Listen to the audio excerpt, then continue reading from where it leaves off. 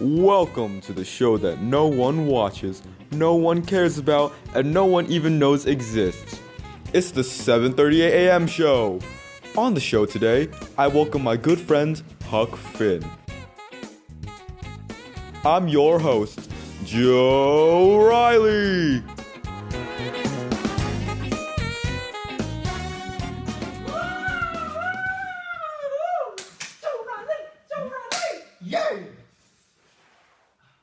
Good morning and welcome to everyone who came out today. Thanks for tuning in this morning. Oh, we have a great show today. And to start off, we have a very special guest, star of the new movie, Up the Moral Ladder. We have Huckleberry Finn.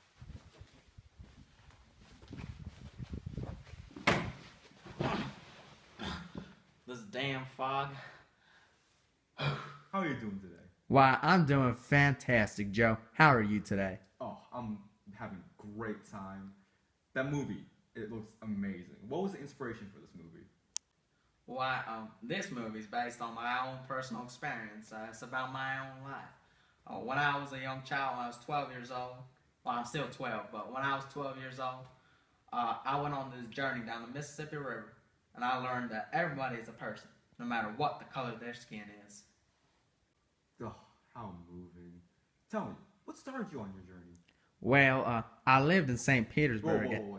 St. Petersburg? As in like heaven on earth? Why would you want to leave a place like that? Well, for me, it wasn't heaven on earth.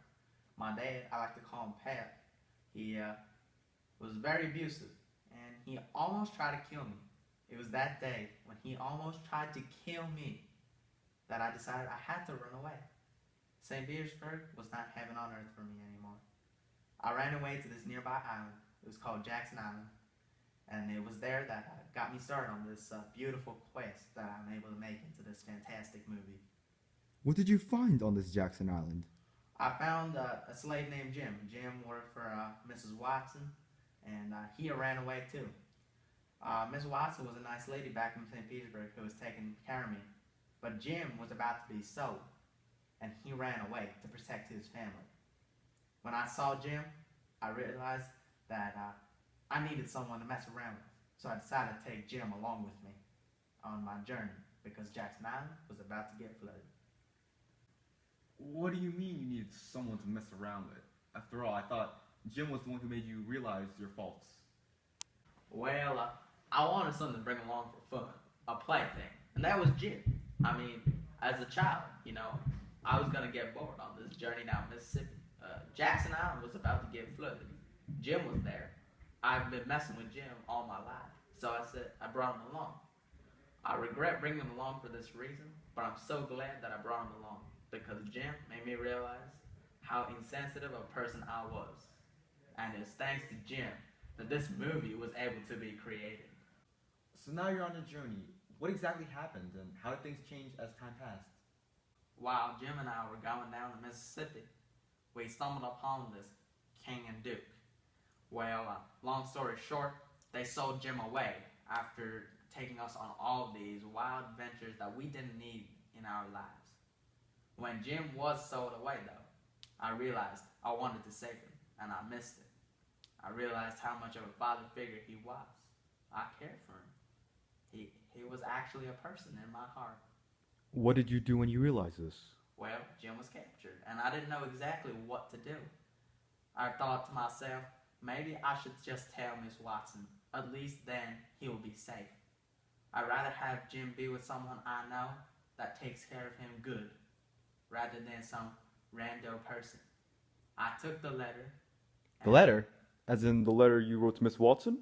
Yes, I did write a letter to Miss Watson. Well, in fact, we might just have a clip of that scene in the movie. Let's take a look.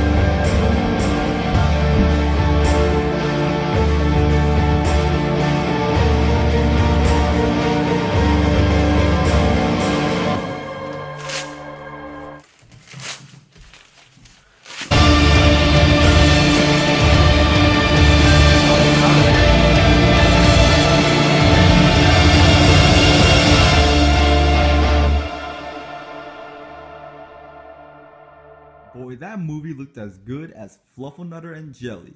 Why, thank you, Joe. Of course, but tell me, why did you rip up the letter?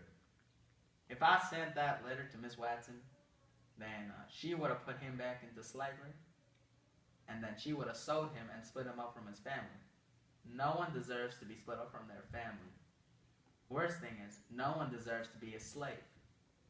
I didn't want Jim to go back and just live this slave life again.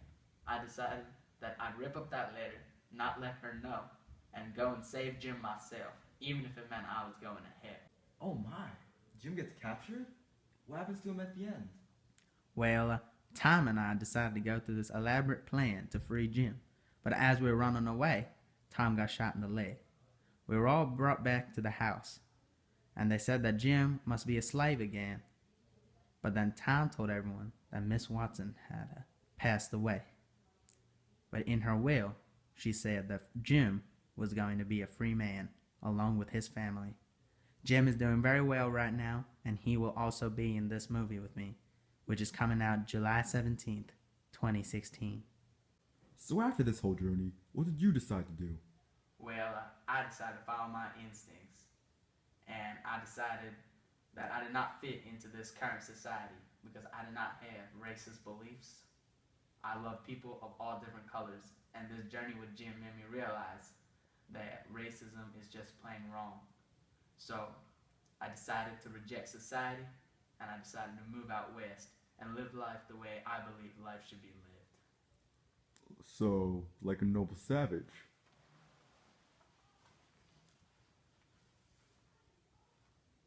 Yes. Thank you, Huck, for joining me today on the 7:38 a.m. show. Thank you very much, Joe. Of course, Huck. And remember, July 17th this year, Up the Moral Ladder, coming to a theater near you.